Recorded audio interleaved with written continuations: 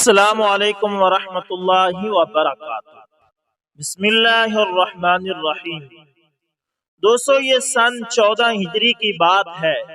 ایرانی سپہ سالار کی قیادت میں 82,000 کافر فوجیں تھیں، جبکہ مجاہدین اسلام کی تعداد 68,000 تھی۔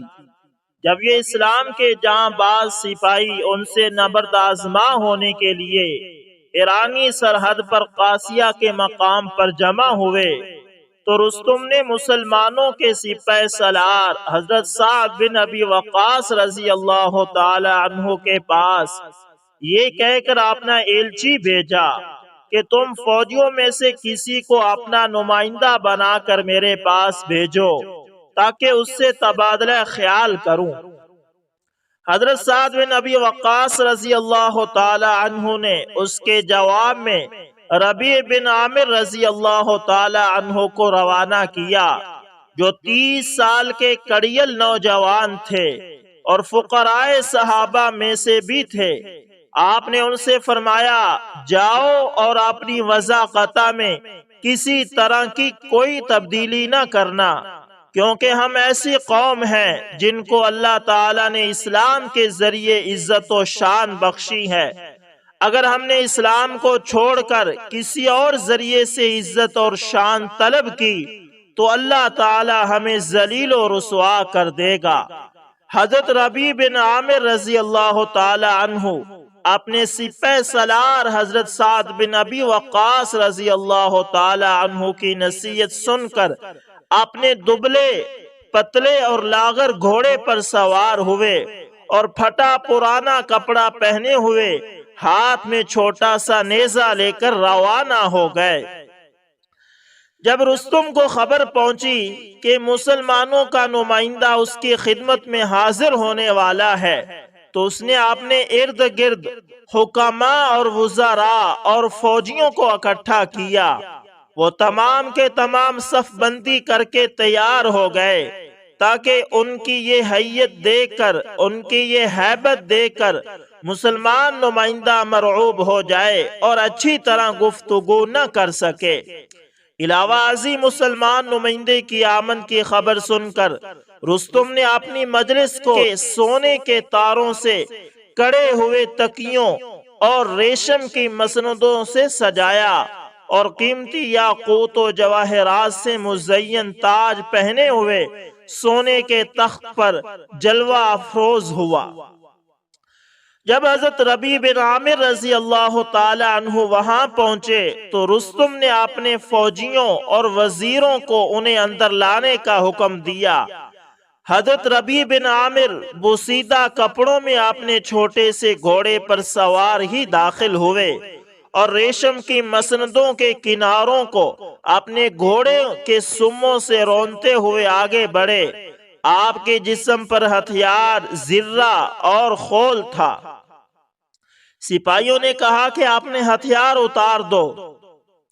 حضرت ربیع بن عامر رضی اللہ تعالی عنہ نے فرمایا، انی لم آتکم وانما جئتکم حین دعوتمونی فَإِن تَرَكْتُمُونِي هَكَذَا وَإِلَّا رَجَعْتُ، یعنی میں خود سے بغیر بلائے تمہارے پاس نہیں آیا بلکہ تمہاری دعوت پر یہاں آیا ہوں، لہٰذا اگر تم نے مجھے اس حال میں چھوڑا تو ٹھیک، ورنہ واپس جاتا ہوں۔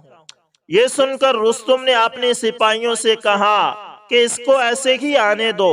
حضرت ربیع بن عامر رضی اللہ تعالی عنہ مسندوں کے اوپر اپنے نیزے پر ٹیک لگاتے ہوئے اور اکثر مسندوں کو نیزے کی انی سے پھاڑتے ہوئے داخل ہوئے تاکہ رستم اور اس کے سپاہیوں کے سامنے یہ ظاہر کریں کہ یہ دنیا انتہائی حقیر و ذلیل چیز ہے، اللہ کی نظر میں اس کی کوئی قیمت نہیں، اور اس کی حقارت اور ضلالت کے لیے یہی دلیل کافی ہے کہ اللہ تعالیٰ نے دنیا کے ناز و نعم اپنے ایک کافر بندے کے حوالے کر دیے۔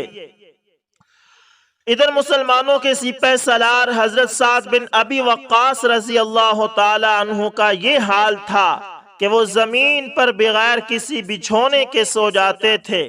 خیر، جب حضرت ربیع بن عامر رستم کے سامنے کھڑے ہوئے تو اس نے کہا بیٹھ جاؤ۔ حضرت ربیع بن عامر رضی اللہ تعالی عنہ نے کہا میں تیرے پاس مہمان بن کر نہیں آیا کہ بیٹھوں، بلکہ ایک نمائندے کی حیثیت سے آیا ہوں، تمہیں جو بات کرنی ہے کرو۔ رستم نے ترجمان کی وساطت سے کہنا شروع کیا اے اہل عرب، تمہیں کیا ہو گیا ہے؟ قسم میرے معبود کی، تم لوگوں سے زیادہ ذلیل و خوار قوم ہم نے کہیں اور نہیں دیکھی۔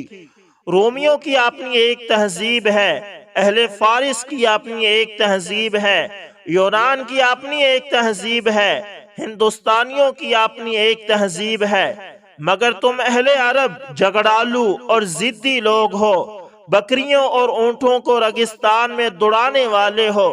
آخر تم لوگ کس نیت سے ہماری سرحد میں آئے ہو؟ حضرت ربیع بن عامر رضی اللہ تعالی عنہ نے فرمایا ہاں اے بادشاہ، ہم ویسے ہی تھے جیسے کہ تم نے بیان کیا، بلکہ ہم اس سے بھی گئے گزرے تھے۔ ہم جہل اور گنوار تھے، بتوں کی عبادت کرتے تھے، بکریوں کو پانی پلانے پر جھگڑتے، اپنے قریبی عزیز کو معمولی بات پر قتل کر دیتے۔ ہمیں کسی نظام اور دستور کا کچھ علم تھا اور نہ ہی ہمارے پاس تہذیب و تمدن نام کی کوئی چیز تھی۔ یہ کہہ کر ربیع بن عامر نے اپنا سر کو تھوڑا سا جھٹکا دیا اور پھر رستم کی طرف مخاطب ہوئے۔ ان کی آواز بلند ہو گئی تھی اور حضرت ربیع کہہ رہے تھے وَلَكِنَّ اللَّهَ ابْتَعَثَنَا لِنُخْرِجَ الْعِبَادَ مِنْ عِبَادَةِ الْعِبَادِ إِلَى عِبَادَةِ رَبِّ الْعِبَادِ وَمِنْ سِيقِ الدُّنْيَا إِلَى سِعَةِ الْآخِرَةِ وَمِنْ جَوْرِ الْأَدْيَانِ إِلَى عَدْلِ الْإِسْلَامِ۔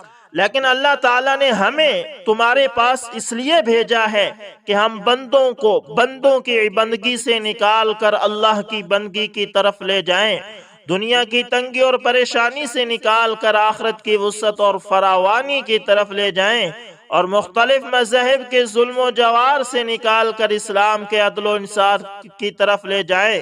یہ سننا تھا کہ رستم غصے میں آگ بگولا ہو گیا اور کہنے لگا واللہ لا تخرج حتی تحمل ترابا من بساتی، یعنی اللہ کی قسم تم اس وقت تک واپس نہیں جا سکتے، واپس نہیں نکل سکتے جب تک کہ آپ نے سر پر میری سرزمین کی مٹی اٹھا کر نہ لے جاؤ۔ رستم نے حکم دیا کہ ان کے سر پر مٹی کا ٹوکرا رکھ دیا جائے۔ کسریٰ کے غلام نے حکم کی تعمیل میں مٹی کا ٹوکرا ان کے سر پر رکھ دیا، جسے لے کر وہ تیزی سے مسلمانوں کے کیمپ میں واپس ہوئے۔ سعد بن ابی وقاص بے تابی سے ان کے منتظر تھے۔ دیکھا کہ ربیع کے سر پر مٹی کا ٹوکرا ہے تو پوچھا یہ کیا ہوا؟ عرض کیا آپ کو فتح مبارک ہو، دشمن نے اپنی سرزمین کی مٹی لڑائی سے پہلے ہی آپ کے حوالے کر دی۔ مسلمانوں نے حضرت ربیع بن عامر کو دیکھا تو بلند آواز سے نعرہ تکبیر بلند کیا، خیمے گونج اٹھے، آواز بلند ہوئی یہ مٹی کا ٹوکرا فتح کی نشانی ہے۔ اگلا دن مسلمانوں کے لیے فتح اور نصرت کا دن تھا۔ سورج کی شعاعیں کفر کی ظلمت کو مٹانے کے لیے روشن ہوئی۔ مسلمانوں کے سپہ سالار سعد بن ابی وقاص مجاہدین کی صف اول میں نکلے، پھر مجاہدین اسلام اور دشمنان اسلام آمنے سامنے ہوئے اور دونوں میں جنگ شروع ہو گئی۔ 3 دن تک گمسان کا رن پڑا۔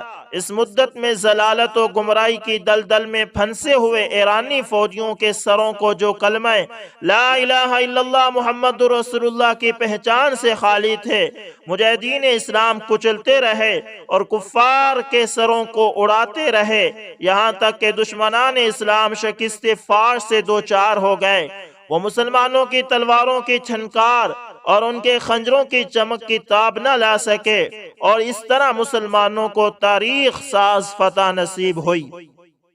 چوتھے روز سعد بن ابی وقاص رضی اللہ تعالی عنہ ایوان کسریٰ میں داخل ہوئے، جس نے 1000 سال تک لوگوں پر حکمرانی کی تھی۔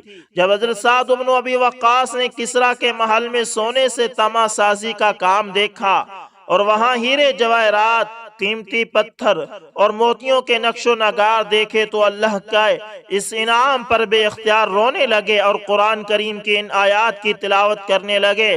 کم ترکوا من جنات وعیون وزروع ومقام كريم ونعمة كانوا فيها فاكهين كذلك وأورثناها قوما آخرين فما بكت عليهم السماء والأرض وما كانوا منذرين۔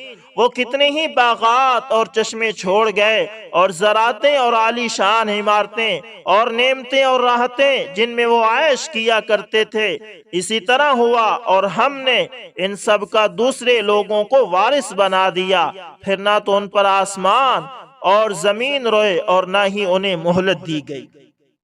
تو دوستو یہ تھے حضرت سعد بن ابی وقاص رضی اللہ تعالی عنہ، جو ایک بہت ہی جلیل القدر صحابی تھے، اور ان کے قاصد حضرت ربیع بن عامر رضی اللہ تعالی عنہ تھے، جو رستم کے سامنے بھی نہیں جھکے اور انہوں نے اسلام کا سر فخر سے بلند کیا۔ امید کرتا ہوں آپ صحابہ کرام رضوان اللہ علیہم اجمعین کے قصے شوق سے سنتے ہوں گے۔ اگر آپ ہمارے چینل پر نئے تو اس کو لازمی سبسکرائب کریں۔ جزاکم اللہ خیر۔